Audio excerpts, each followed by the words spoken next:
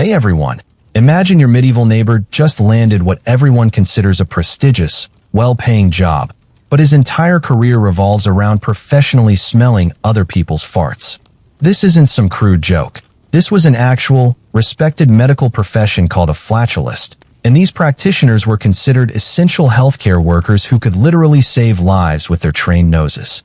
In a world without x-rays, blood tests, or any modern diagnostic tools, medieval doctors believed that the smell, frequency, and characteristics of intestinal gas could reveal everything from minor digestive issues to life-threatening diseases. And honestly, they weren't entirely wrong. These professionals spent years learning to distinguish between 47 different types of flatulence and what each one meant for their patient's health. If you're fascinated by the weird and surprisingly sophisticated ways people made their livings throughout history, hit that like button. Let me know in the comments what time it is where you're watching and whether you think you could handle a job like this. Tonight, we're diving deep into every aspect of what it was really like to be a professional fart smeller in medieval times, from your morning routine to your retirement plan. If you think your job is rough, wait until you hear about the flatulists of medieval Europe. These weren't court jesters making fart jokes. They were trained medical professionals whose entire career revolved around analyzing human gas.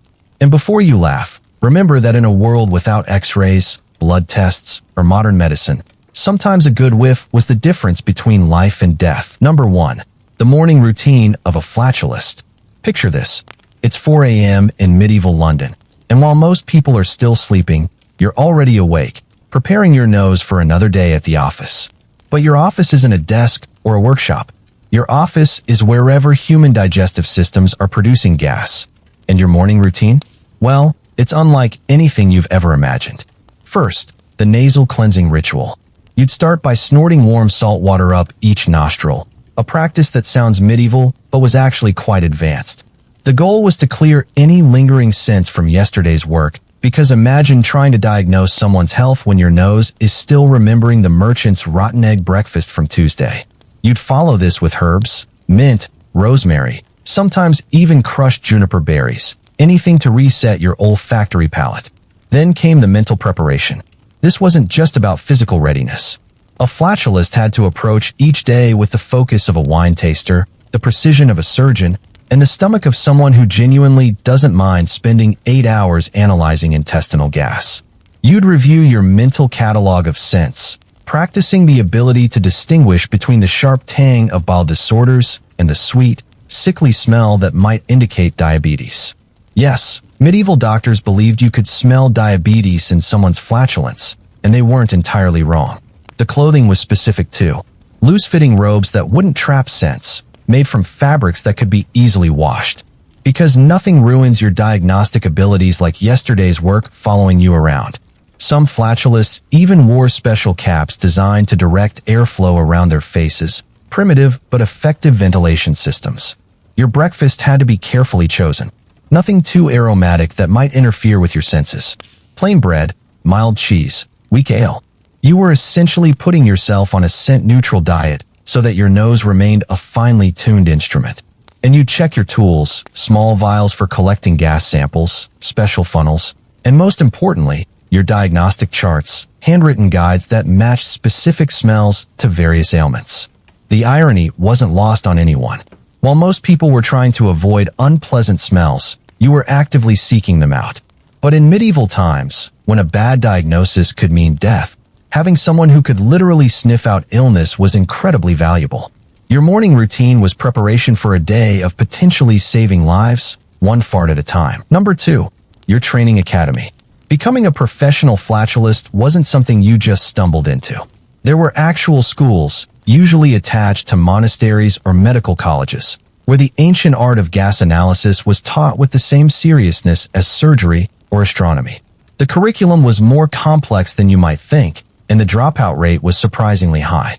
Not everyone has what it takes to make a career out of smelling flatulence. Your education would begin with basic anatomy. Understanding the digestive system was crucial because different types of gas came from different parts of the intestines, and each told a different story about a person's health. You'd learn about the 4 humors: blood, phlegm, yellow bile, and black bile, and how imbalances in these bodily fluids created distinct aromatic signatures.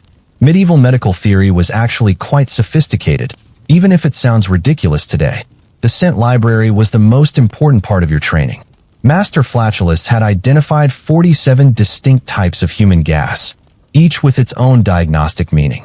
There was the sharp, vinegar-like scent that indicated excess stomach acid, the sweet, fruity smell that suggested blood sugar problems, the putrid, rotting odor that meant serious intestinal infection, and dozens more, each requiring memorization and practice to identify correctly. Training involved what they called clinical exposure. Groups of students would be brought to hospitals, taverns, and even public latrines to practice their skills on real subjects. Imagine the scene: 5 or 6 young people with notebooks, carefully sniffing and taking notes while some poor soul tried to go about their business. It was awkward for everyone involved, but it was the only way to develop the necessary expertise. The final examination was brutal.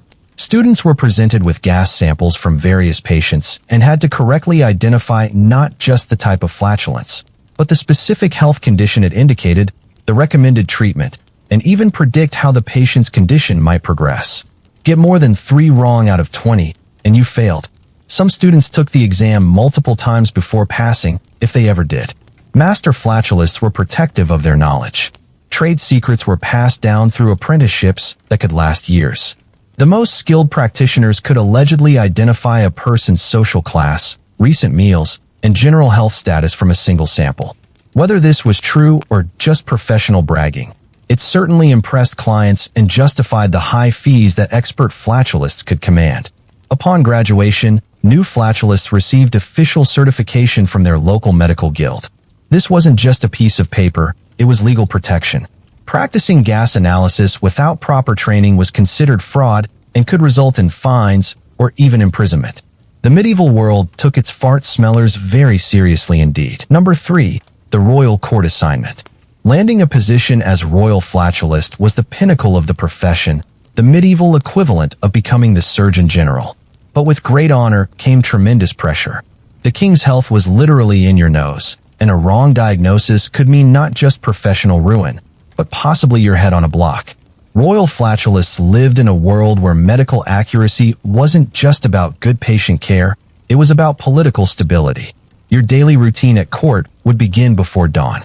The king's first bowel movement of the day was considered the most diagnostically valuable, when his system was clearest from the night's fast.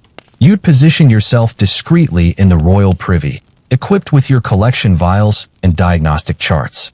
The protocol was strict: 3 separate samples, analyzed immediately, with results reported directly to the king's personal physician within the hour. The pressure was immense because medieval kings were paranoid about poison. Every unusual scent had to be investigated. Was this the smell of natural digestive upset, or had someone tampered with the royal food? You'd need to distinguish between the sulfurous odor of too much wine and the metallic tang that might indicate mercury poisoning. The wrong call could trigger a palace investigation, torture of kitchen staff, or even executions. Royal etiquette around this job was complex. You were important enough to have direct access to the king, but you couldn't speak about your work openly. Conversations about the royal bowels were strictly confidential. Court records show that royal flatulists took oaths of secrecy, promising never to discuss the king's digestive health outside official medical consultations. Breaking this oath was considered treason. The political implications were staggering. If the king's gas suggested serious illness, who should be informed first? The queen? The heir? The council? Royal flatulists often found themselves in the middle of succession politics, their diagnoses potentially triggering power struggles. Some historical accounts suggest that certain royal flatulists were assassinated to prevent them from revealing inconvenient medical truths about dying monarchs. Your salary was excellent, often including land grants and noble titles. But the job security was terrible. Kings who recovered from illnesses you'd failed to detect early might blame you for delayed treatment. Kings who died despite your warnings might have their successors blame you for inadequate care. The average career span of a royal flatulist was surprisingly short, not because of the work itself, but because of the political dangers. The perks, however, were substantial. You'd dine at the royal table, wear fine clothes, and have servants of your own. Royal flatulists often married into minor nobility, their specialized knowledge making them valuable allies. Some even wrote medical treatises, though always carefully avoiding any specific references to their royal patients. Professional discretion was literally a matter of life and death. Number 4. Tools of your trade. The stereotype of medieval medicine as primitive and crude doesn't apply to the flatulist toolkit. These professionals developed surprisingly sophisticated equipment for collecting, analyzing, and preserving gas samples. While they didn't understand the chemistry behind what they were doing, their tools were remarkably effective for their intended purpose. The collection funnel was your primary instrument, a wide-mouthed bronze or pewter cone designed to capture and concentrate airborne samples. The best funnels had adjustable apertures, allowing you to control how much air you were sampling. Master craftsmen made specialized funnels with interior surfaces treated with oils and resins, chemicals that could react with different gases to produce color changes. A skilled flatulist could get preliminary diagnostic information just from how the funnel's interior changed color. Sample vials were essential for preserving gases for later analysis or for sending samples to consulting colleagues. These weren't just any containers. They were specially blown glass bottles with tight-fitting stoppers, often sealed with wax to prevent contamination. Different sized vials were used for different types of samples. Small vials for concentrated gases that might indicate serious disease. Larger ones for general health assessments. Some flatulists carried dozens of vials, each carefully labeled with the patient's name, date, and preliminary observations. The filtering masks were perhaps the most ingenious tool. Made from layers of cloth treated with various herbs and chemicals, these masks allowed flatulists to work with extremely unpleasant samples without losing their diagnostic abilities. Different layers could be removed or added depending on the intensity of the sample. The masks weren't just about comfort, they were about professional longevity. Constant exposure to certain types of gas could damage your sense of smell, ending your career prematurely. Diagnostic charts were carried in leather portfolios, hand-copied reference guides that matched specific smells to medical conditions. These charts were trade secrets, passed down through generations of practitioners and constantly updated with new observations. The most complete charts included not just scent descriptions, but treatment recommendations, prognosis information, and even dietary advice for patients. Some flatulists used what they called comparison standards, small vials containing preserved gas samples from known healthy individuals. These allowed for side-by-side comparisons when dealing with difficult diagnoses. The preparation of these standards was an art form in itself, requiring perfect preservation techniques to maintain the sample's diagnostic properties over time. Advanced practitioners had portable laboratories, wooden cases containing scales for measuring sample density, candles for observing gas combustion patterns, and even primitive pH testing materials. These weren't just tools for show, they were functional equipment that provided additional diagnostic information beyond simple smell analysis. The maintenance of these tools was crucial and time-consuming. Vials had to be cleaned with special solutions to remove any residual scents. Funnels required daily polishing to prevent corrosion that might affect their performance. The filtering masks needed regular treatment with fresh herbs and chemicals. A flatulist typically spent at least an hour each evening maintaining their equipment because accuracy depended on having perfectly clean, properly functioning tools. Number 5. The different types of clients you'd encounter. Working as a professional flatulist meant dealing with every level of medieval society, and each social class brought its own unique challenges, payment methods, and aromatic characteristics. Your client base would range from desperate peasants who paid in eggs and vegetables to wealthy merchants who demanded house calls and detailed written reports. Understanding these different client types wasn't just about business. It was essential for accurate diagnosis, because social class directly affected diet, lifestyle, and health patterns in ways that influenced the gas analysis process. Peasant clients were your most common customers, comprising roughly 80% of the medieval population, but they were also the most challenging to work with for multiple reasons. Their diets were monotonous and heavily grain-based, consisting mainly of thick porridge, occasional root vegetables, and very little meat except during harvest festivals or special occasions. This dietary uniformity created a distinctive baseline scent profile that was earthy, simple, and relatively predictable, which made it easier to detect deviations that might indicate illness. However, the simplicity of peasant diets also created diagnostic challenges. When someone eats essentially the same foods every day for their entire life, subtle changes in gas characteristics become more significant and harder to interpret. Was that slight increase in sulfur smell due to a few bad eggs, or was it an early indicator of intestinal infection? The narrow range of normal variation in peasant gas made both accurate diagnosis more difficult and false positives more likely. Peasants often waited until they were seriously ill before seeking professional help, partly because of the cost, but mainly because they were accustomed to ignoring minor health problems and working through pain and discomfort. Their lifestyle demanded physical endurance, and acknowledging illness was often seen as weakness or laziness. By the time a peasant farmer finally came to see you, their condition was often advanced and required immediate attention.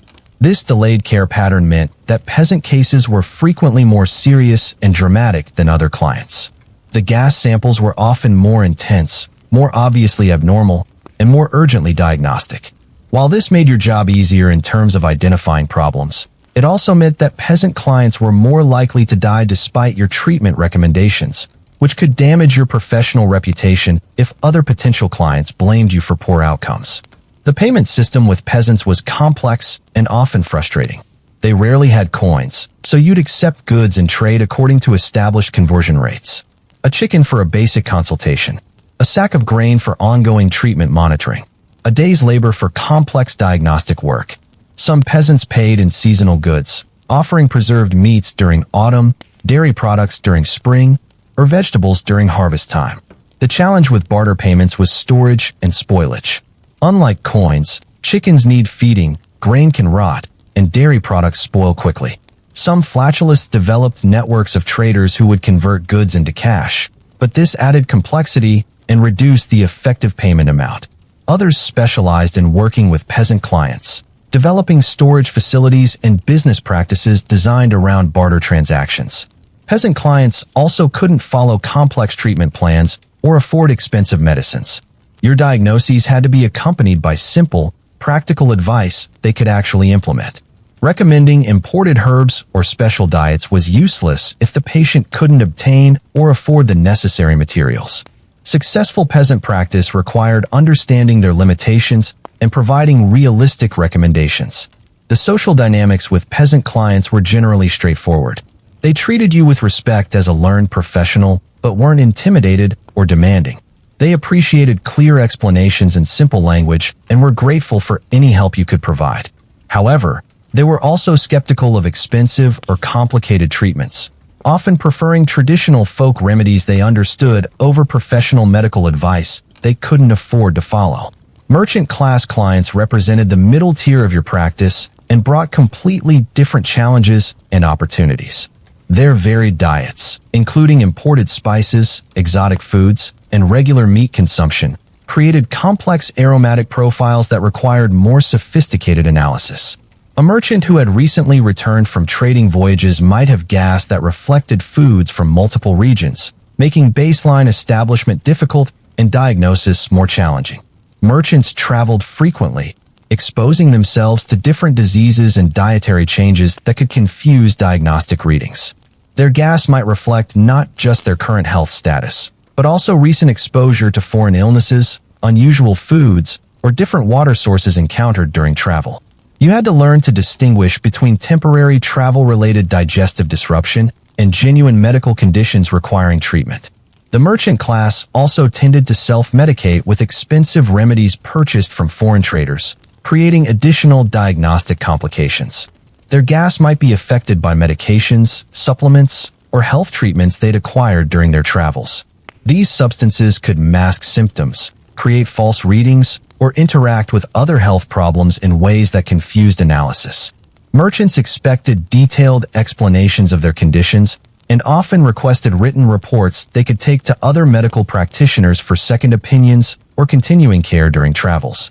This requirement forced you to document your diagnoses carefully and defend your reasoning in writing, improving your analytical skills, but also creating additional professional liability if your written assessments were later proven incorrect. They were also more likely to seek second opinions, which meant your reputation was constantly being evaluated by other professionals.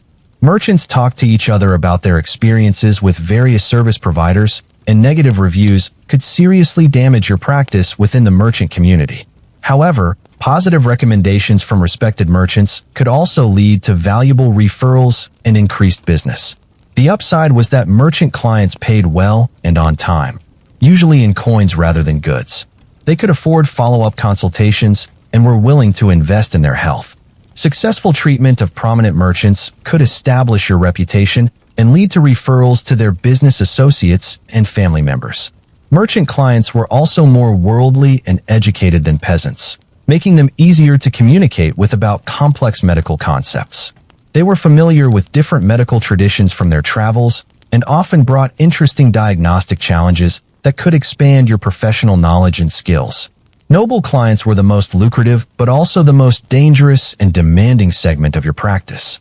Their rich diets, heavy in meat, wine, exotic spices, and imported delicacies, created the most complex diagnostic challenges you'd encounter. Noble flatulence could smell like a spice market, making it extremely difficult to distinguish between normal dietary effects and genuine health problems. The complexity of noble diets meant that you needed extensive knowledge not just of local foods, but of imported ingredients and their effects on digestion. Saffron produced different gas characteristics than local herbs. Different wines created different aromatic signatures.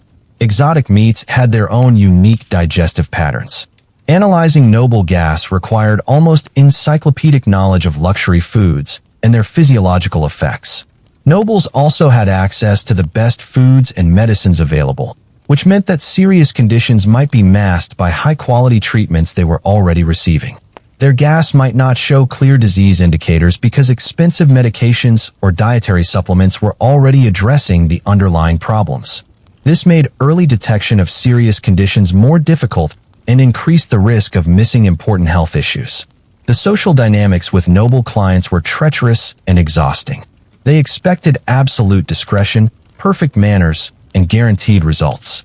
They were accustomed to having their every need anticipated and their every demand fulfilled immediately. Working with nobles required not just medical expertise, but also sophisticated social skills and political awareness. A failed diagnosis could end your career or worse, depending on the political implications. Nobles had the power to destroy your professional reputation, ban you from practicing in their territories, or even bring legal charges if they believed you had failed in your duties. The pressure to provide perfect service was enormous and constant. However, successful treatment of nobles brought huge rewards, not just financial but social. A noble's public endorsement could establish your reputation permanently and lead to appointments with other wealthy families.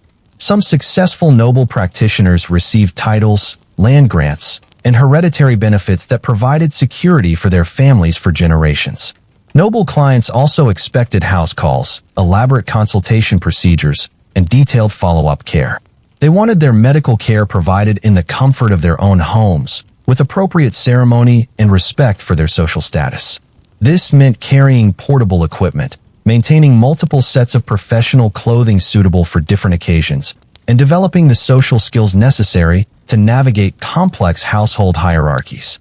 Religious clients, including monks, nuns, and other clergy, presented unique challenges that combined medical complexity with theological considerations. Their restricted diets created predictable baseline sense, but their tendency toward extreme fasting could produce unusual gas patterns that mimic disease symptoms. Distinguishing between spiritually motivated dietary restrictions and genuine medical problems required careful analysis and sensitive communication. Religious clients often had complex attitudes toward bodily functions, viewing digestive problems as spiritual issues rather than purely medical ones. Some saw illness as divine punishment for sin, while others viewed physical problems as tests of faith. You had to be careful not to contradict their religious interpretations while still providing effective medical care.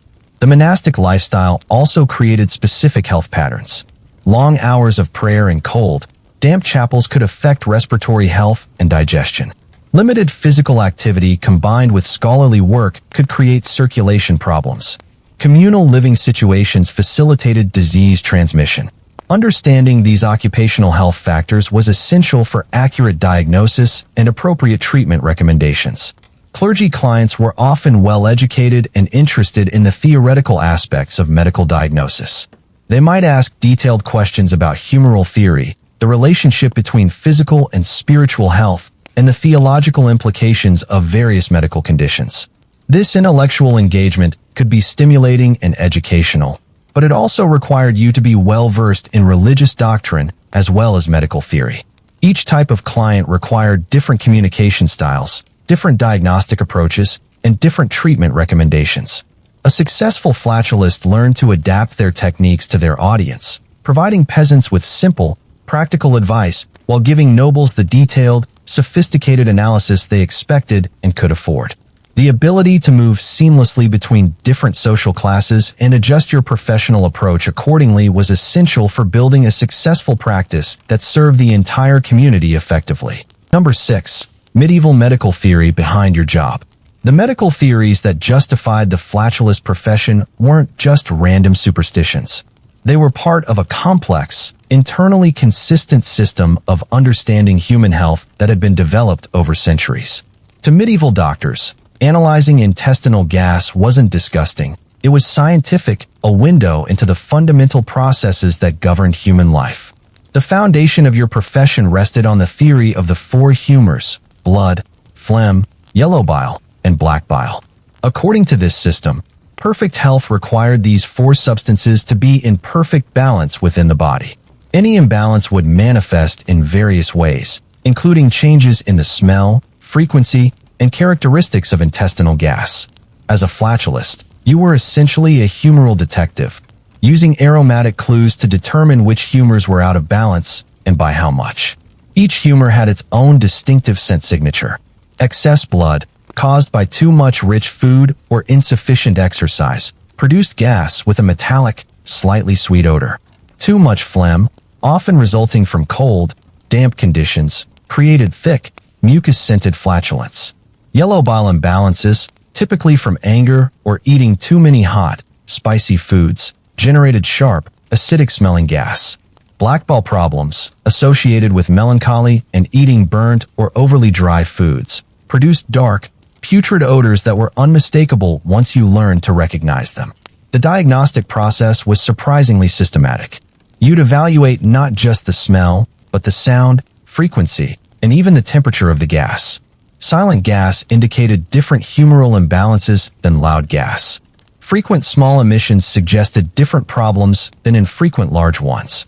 Warm gas pointed to excess heat in the system, while cool gas indicated too much cold humor. Seasonal variations were crucial to accurate diagnosis. Spring gas naturally carried more blood-related scents as the body awakened from winter. Summer gas showed yellow bile dominance as heat built up in the system. Fall gas reflected the harvest diet and the body's preparation for winter. Winter gas was dominated by phlegm as cold, damp conditions affected the humoral balance. A competent flatulist had to factor these natural seasonal variations into every diagnosis. The connection between diet and gas production was well understood, but not in the way modern science explains it. Medieval doctors believed that different foods had inherent qualities, hot, cold, wet, or dry, that directly affected humoral balance. Bread was considered warm and dry, potentially increasing yellow bile if eaten in excess. Fish was cold and wet, affecting phlegm levels. Meat was hot and wet, influencing blood production. Your job was to detect these dietary effects in the patient's gas and recommend adjustments to restore proper balance. Treatment recommendations based on your diagnoses followed logical patterns within the humoral system. Excess blood might be treated with bloodletting and cooling foods. Phlegm dominance required warming treatments and dry foods. Yellow bile needed cooling, moistening remedies. Black bile called for warming, moistening treatments. The specificity of treatment depended on the accuracy of your aromatic diagnosis. The theoretical framework also explained why certain smells indicated specific diseases.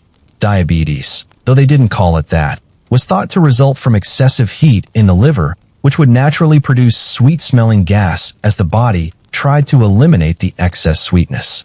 Digestive infections were obviously humoral putrefaction, creating the rotting smells associated with serious illness. This wasn't primitive thinking, it was sophisticated medical theory based on centuries of observation and logical deduction. The fact that some of their conclusions were correct, even if their explanations were wrong, validates the intelligence and careful observation skills of medieval medical practitioners.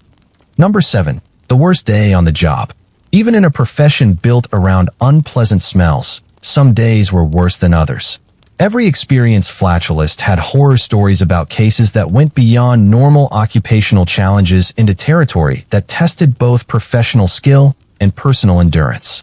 These weren't just bad-smelling days. They were professional nightmares that could end careers or, in extreme cases, prove fatal. The absolute worst-case scenario was food poisoning outbreaks. When entire households or communities suffered from contaminated food, the result was a concentrated nightmare of diagnostic challenges. Imagine being called to a manor house where 20 people were simultaneously experiencing violent digestive distress. The air would be thick with overlapping gas clouds, making individual diagnosis nearly impossible. The smells weren't just unpleasant, they were overwhelming, a toxic soup of different bacterial infections and digestive failures that could literally knock you unconscious. During one documented outbreak in a monastery, a flatulist named Brother Thomas reportedly collapsed twice while trying to diagnose the source of mass illness. The gas concentrations were so intense that even experienced professionals couldn't function. 3 monks died before the source was identified as contaminated grain, and Brother Thomas suffered permanent damage to his sense of smell, effectively ending his career. Workplace accidents were another occupational hazard. Gas collection could be dangerous when dealing with certain types of intestinal infections. Some bacterial conditions produced gases that were not just smelly, but actually toxic. Hydrogen sulfide poisoning from severely infected patients could cause dizziness, nausea, and in extreme cases, loss of consciousness. Flatulists learned to recognize the warning signs, but sometimes the diagnosis came too late. The equipment failures were equally problematic. Imagine having your collection funnel crack during a royal consultation, allowing unfiltered gas to overwhelm your senses just as you were trying to provide a critical diagnosis. Or having a sample vial break in your bag, contaminating all your other tools with previous patients' gases. These weren't just inconvenient, they were professional disasters that could take days to recover from. Social disasters were perhaps the most personally mortifying. There were documented cases of flatulists accidentally inhaling so much gas during difficult diagnoses that they themselves began producing symptomatic flatulence. Imagine trying to maintain professional dignity while your own digestive system was rebelling from occupational exposure. Some flatulists developed chronic digestive problems from their work, creating awkward situations where they needed to consult colleagues about their own professional-related health issues. The psychological challenges were as bad as the physical ones. Dealing with seriously ill patients, especially children, meant confronting gas that indicated impending death. The sweet, cloying smell of final-stage diabetes. The putrid stench of terminal intestinal infections. These weren't just diagnostic challenges. They were emotional ordeals that reminded you daily that your profession involved predicting human suffering and death. Weather could turn routine cases into disasters. Working outdoors during hot, humid weather concentrated smells and made breathing difficult. Cold weather froze sample vials and made accurate diagnosis nearly impossible. Rainy conditions diluted gas samples and created false readings. A competent flatulist learned to work around weather challenges, but sometimes nature won. The worst days often came in clusters. A morning food poisoning case followed by an afternoon royal consultation where the pressure was enormous, ending with an evening emergency call to a dying patient whose family was desperate for hope you couldn't provide. These days tested everything: your professional skills, your physical endurance, your emotional resilience, and sometimes your commitment to remaining in such a challenging profession.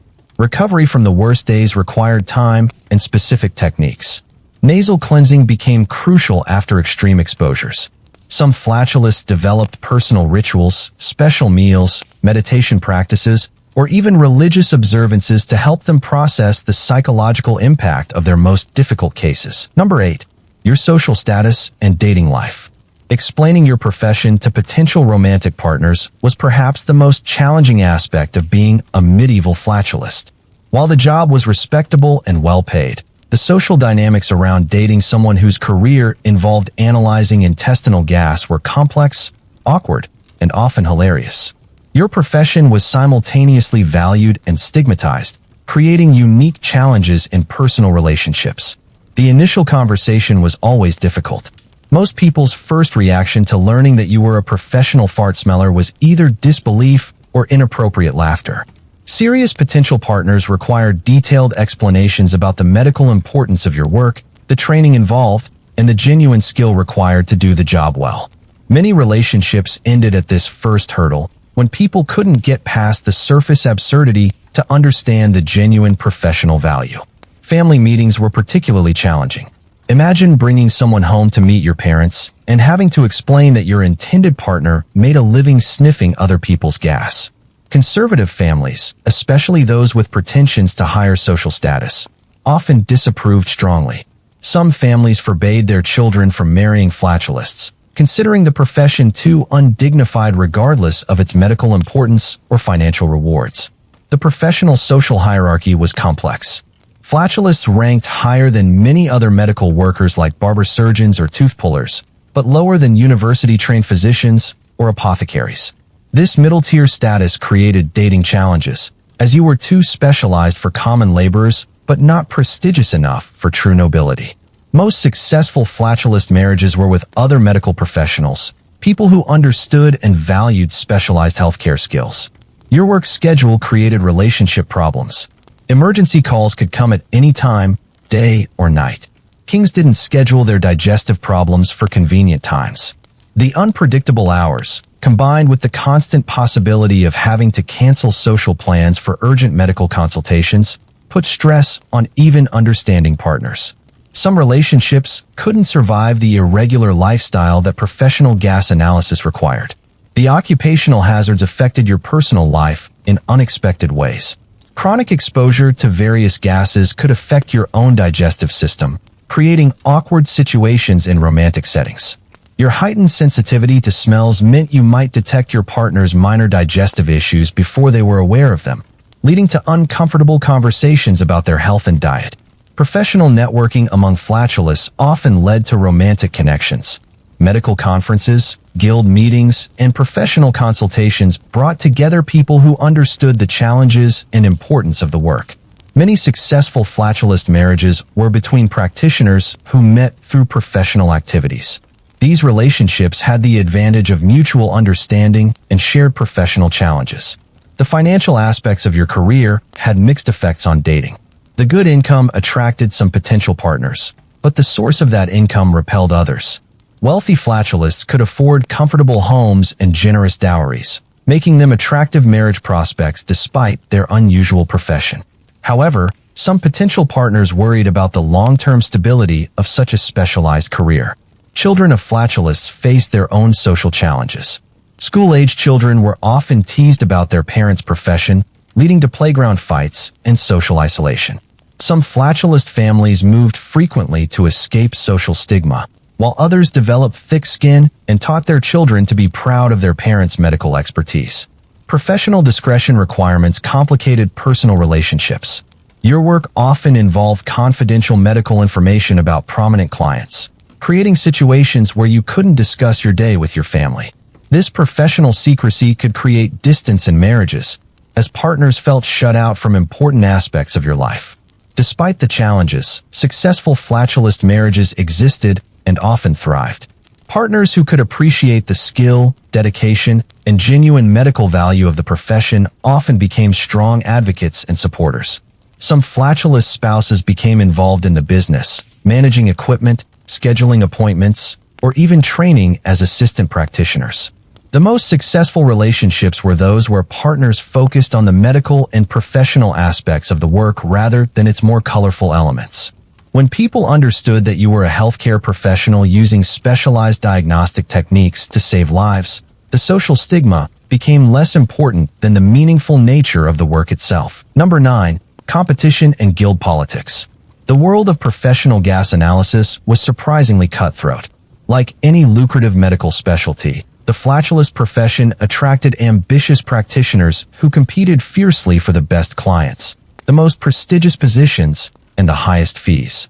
Guild politics determined who could practice where, what rates could be charged, and who received the coveted royal appointments that made careers. The Guild of Aromatic Diagnosticians, as they formally called themselves, regulated every aspect of the profession. Membership required proof of proper training, demonstrated competence, and payment of substantial dues.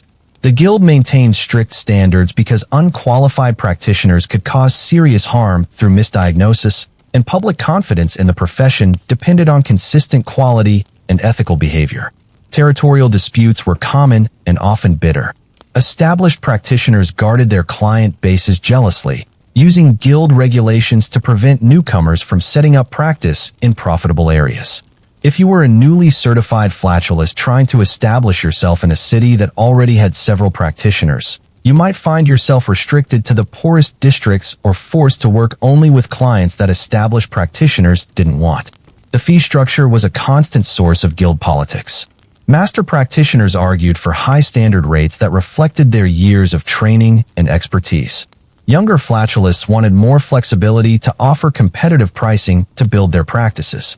Clients, naturally, wanted lower costs and often tried to play practitioners against each other. The guild tried to maintain professional dignity by setting minimum fees, but enforcement was difficult and price cutting was common. Specialization created additional competitive tensions. Some flatulists focused on specific types of cases, royal consultations, childhood diseases, or epidemic diagnosis. These specialists could command higher fees, but risked having narrower client bases. Generalists argued that specialists were abandoning the broader professional mission, while specialists claimed that generalists lacked the depth of knowledge necessary for difficult cases. Innovation versus tradition was another source of conflict. Older practitioners relied on time-tested techniques and traditional diagnostic methods. Younger flatulists experimented with new equipment, different sampling techniques, and alternative theoretical approaches. The guild struggled to balance respect for proven methods with openness to potentially valuable innovations. Conservative members sometimes blocked new techniques not because they were ineffective, but because they threatened established practitioners' competitive advantages. The royal flatulist appointment was the most politically charged position in the profession. This job came with enormous prestige, excellent pay, and social status. But it was awarded through a complex process involving guild recommendations, court politics, and personal connections. Ambitious practitioners spent years cultivating relationships with court officials, guild leaders, and influential clients, hoping to position themselves for consideration when the position became available. Sabotage between competitors was not unheard of. There were documented cases of practitioners deliberately contaminating rivals' equipment, spreading false rumors about competitors' competence, or even bribing clients to provide false testimony about poor treatment. The guild took these violations seriously and could impose sanctions ranging from fines to expulsion from the profession. Professional jealousy often centered around successful practitioners who attracted wealthy or famous clients. If you developed a reputation for accurately diagnosing noble families or wealthy merchants, other practitioners might resent your success and look for ways to undermine your practice. This could include challenging your diagnoses publicly, questioning your training credentials, or attempting to steal your clients through aggressive marketing. The gender dynamics in guild politics were complex. While most flatulists were men, some women practiced the profession, often specializing in treating female clients who preferred same-gender medical care. Female practitioners faced additional challenges in guild politics, as they were often excluded from informal networks and social gatherings where important professional decisions were made. Regional variations in guild power created additional complications. Urban guilds were typically stronger and more organized than rural ones, leading to conflicts when practitioners moved between areas. City flatulists often looked down on their rural counterparts, considering them less sophisticated and poorly trained. Rural practitioners resented urban colleagues who they saw as elitist and out of touch with common people's medical needs. The apprenticeship system was another source of competitive tension. Master practitioners took on apprentices who provided labor in exchange for training, but these relationships were often exploitative. Masters might keep apprentices in training longer than necessary to benefit from their cheap labor, while apprentices sometimes left before completing their obligations to start independent practices with incomplete training. Despite these competitive pressures, the guild also provided important professional support. Members shared information about new diseases, treatment techniques, and difficult diagnostic challenges. The guild maintained a library of case studies and diagnostic references that individual practitioners could consult. Professional conferences allowed for networking and continuing education that benefited the entire field. Number 10. Retirement plan. Every flatulist's career had an expiration date built right into their anatomy. The human sense of smell, even one trained and refined through years of professional use, inevitably declined with age. For practitioners whose livelihood depended entirely on olfactory acuity, the approach of sensory decline was both a professional crisis and an economic disaster that required careful planning and difficult choices. The signs of declining capability usually appeared gradually. First, you might notice difficulty distinguishing between subtle variations in gas samples that had once been easy to differentiate. Complex cases that previously yielded clear diagnoses became ambiguous. The fine details that separated a minor digestive upset from an early-stage serious illness might blur together, forcing you to qualify your diagnoses or seek second opinions more frequently.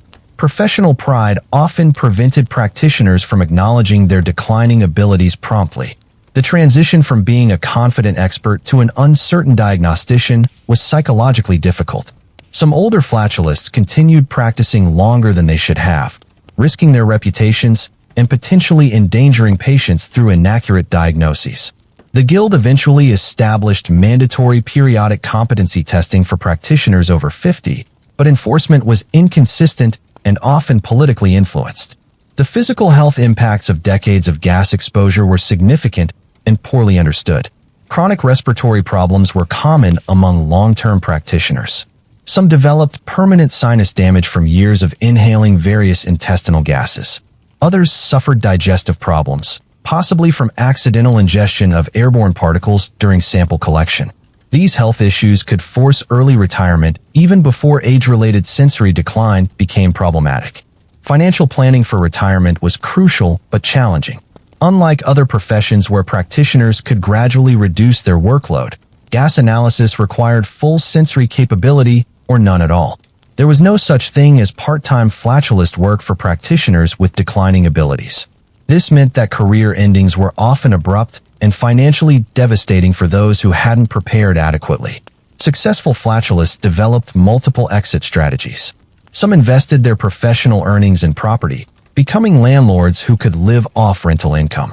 Others used their medical knowledge to transition into related fields, becoming general health consultants, medical equipment suppliers, or teachers in medical schools.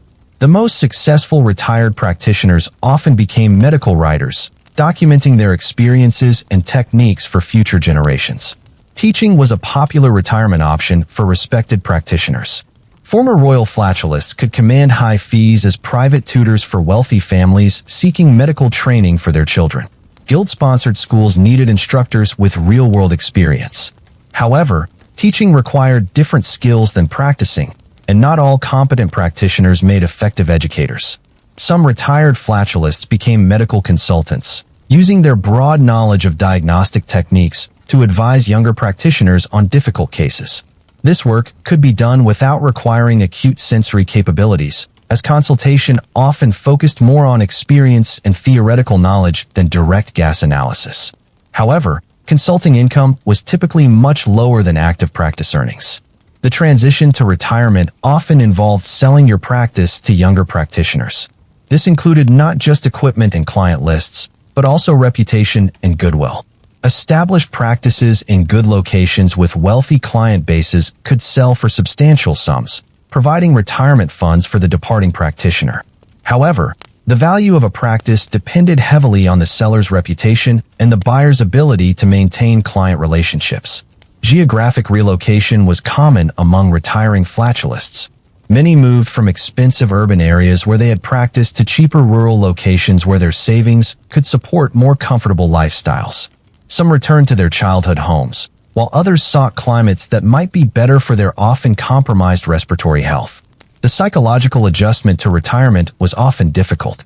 Practitioners who had spent decades as respected medical professionals struggled with the loss of professional identity and social status. Some became depressed or developed drinking problems.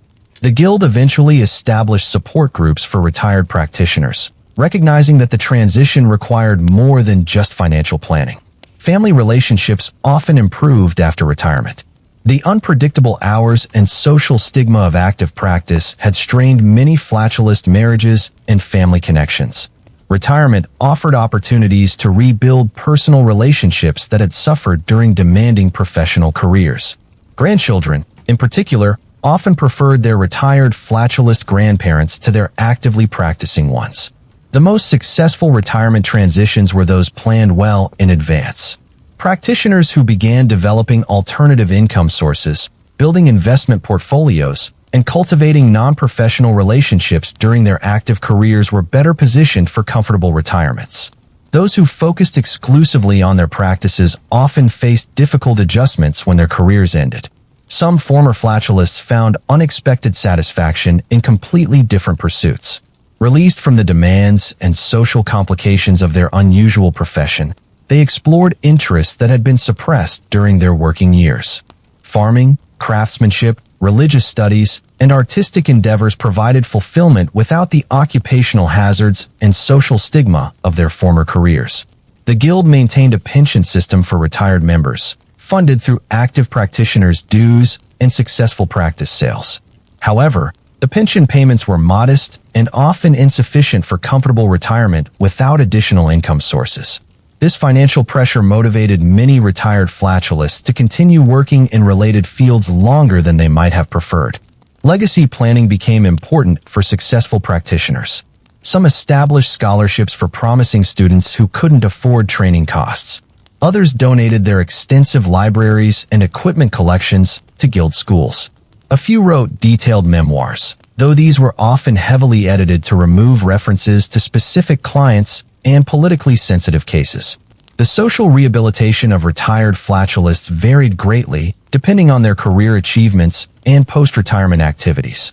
Former royal flatulists often retained some social status from their court connections.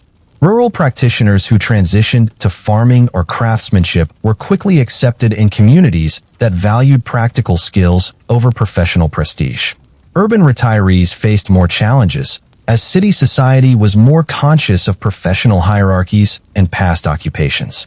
Medical advances eventually made the flatulist profession obsolete, but this transition took centuries. As understanding of disease improved and new diagnostic techniques developed, the demand for gas analysis gradually declined.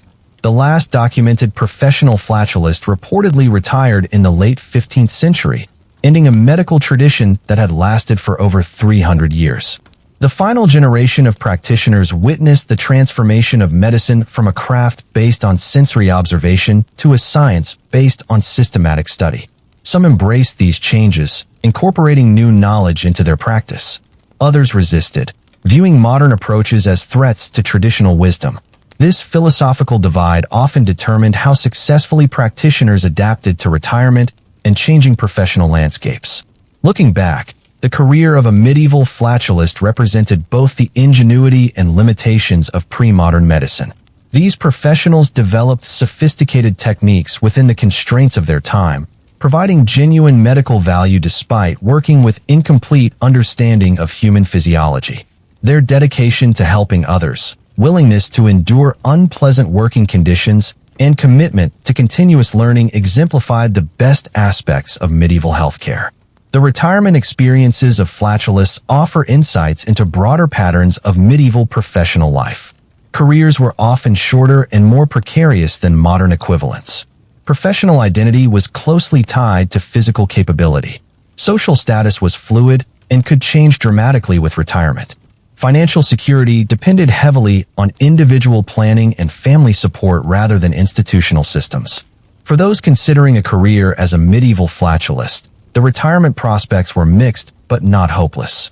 Careful financial planning, diverse skill development, and maintenance of good health could lead to comfortable retirement. However, The profession's demanding nature and social complications made long-term career satisfaction uncertain. Success required not just technical competence, but also business acumen, social skills, and psychological resilience. The legacy of retired flatulists lived on through their students, their written works, and their contributions to medical knowledge. While the specific techniques they practiced became obsolete, their approach to careful observation, systematic analysis, and patient-centered care influenced medical practice long after the last professional fart smeller hung up his collection funnel for the final time. In the end, retirement from the flatulist profession was like the career itself, challenging, unpredictable, but potentially rewarding for those who approached it with intelligence, preparation, and realistic expectations. The nose might age, but the knowledge and experience gained through years of dedicated service retained value long after active practice ended.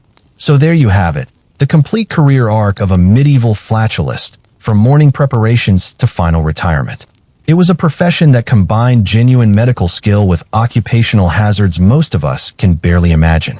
These practitioners developed sophisticated diagnostic techniques, served important social functions, and somehow maintained professional dignity while spending their days analyzing intestinal gas.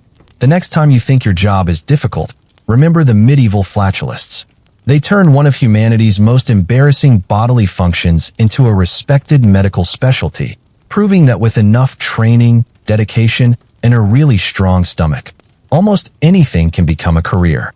Whether you'd want that career is another question entirely, but you have to admire their commitment to the healing arts, one fart at a time. Thanks for joining me on this aromatic journey through medieval medical history. Don't forget to like the video if you learned something new, and let me know in the comments what other unusual historical professions you'd like to hear about.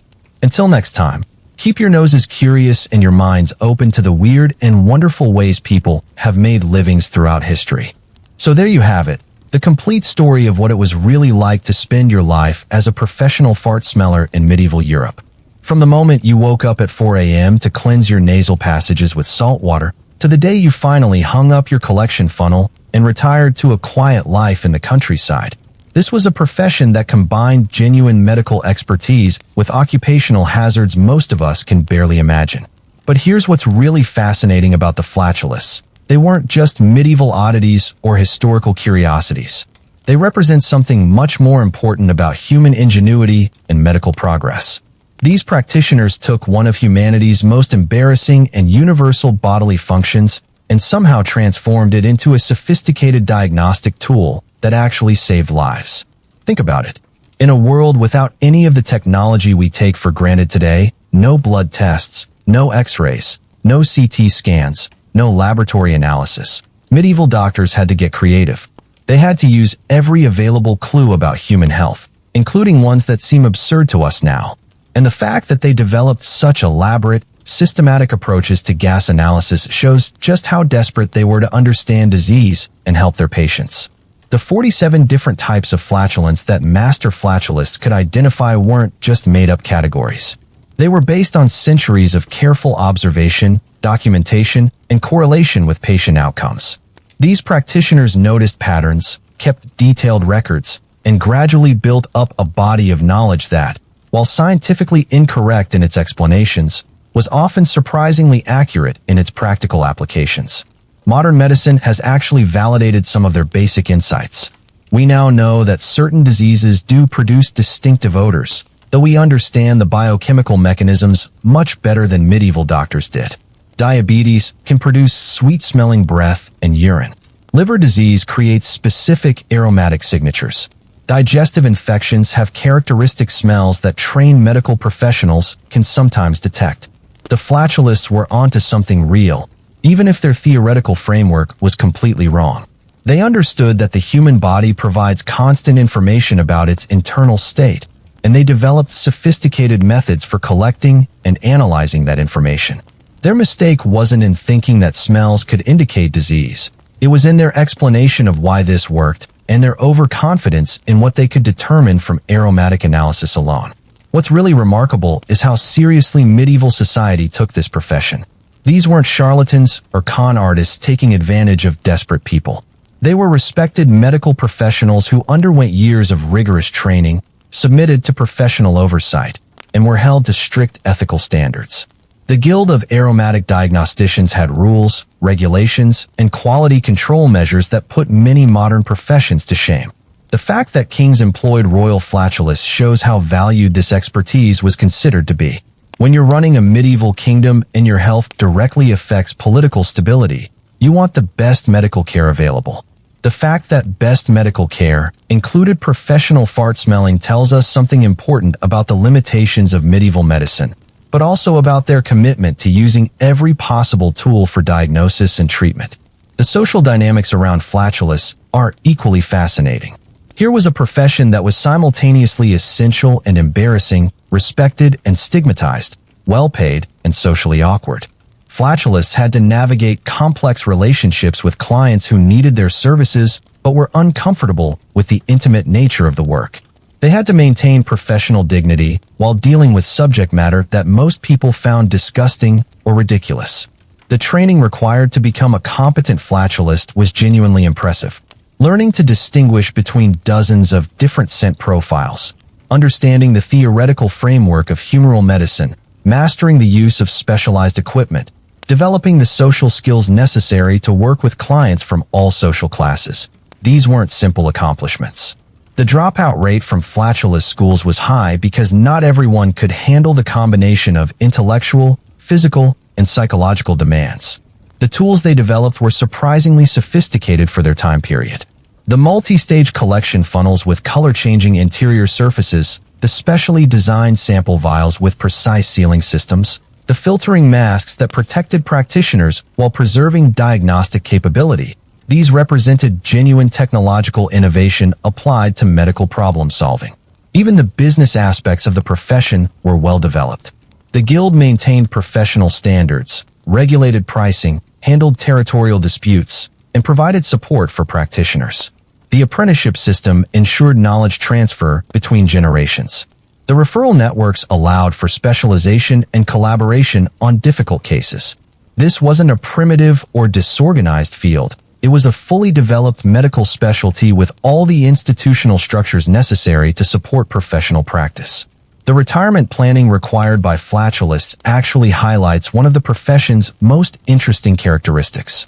Unlike many medieval occupations that could be practiced until death, gas analysis required peak sensory capability. This forced practitioners to think about career sustainability and long-term financial planning in ways that were unusual for their time period. The fact that many flatulists successfully transitioned to other careers or built investment portfolios that supported comfortable retirements shows a level of business sophistication that challenges stereotypes about medieval professional life. The eventual disappearance of the profession tells us something important about medical progress. Flatulists weren't replaced overnight by better technology. Their decline was gradual, as improved understanding of disease, better diagnostic techniques, and more effective treatments slowly made aromatic analysis less crucial for patient care. The last documented professional flatulist retired in the late 15th century, just as Renaissance medicine was beginning to develop more systematic, scientific approaches to diagnosis and treatment. But the core insight that drove the profession, that careful observation of bodily functions can reveal important medical information, never disappeared. It just evolved into more sophisticated forms. Modern doctors still pay attention to patient odors, though they understand the chemistry better and have many additional diagnostic tools available. The principle of using all available sensory information for medical assessment remains valid, even if we no longer need specialists whose entire careers revolve around analyzing intestinal gas. The story of the flatulists also reminds us that every era in human history has had people doing jobs that seem strange or impossible to other time periods. Medieval people would probably be amazed and confused by modern professions like social media managers, data analysts, or user experience designers. What seems perfectly normal to us would have been incomprehensible to them, just as professional fart smelling seems absurd to us now. There's also something admirable about the dedication these practitioners showed to their calling. Despite the social stigma, the occupational hazards, and the inherent unpleasantness of the work, flatulists maintained professional standards and took pride in their ability to help patients. They approached their unusual specialty with the same seriousness that surgeons brought to operations or scholars brought to theological debates. The client relationships that flatulists maintained were complex and often touching. Peasant families who saved for months to afford a consultation, hoping that professional diagnosis might save a sick child. Merchants who relied on flatulist expertise to stay healthy during dangerous trading voyages. Nobles who trusted their most intimate health secrets to practitioners who had earned reputations for accuracy and discretion.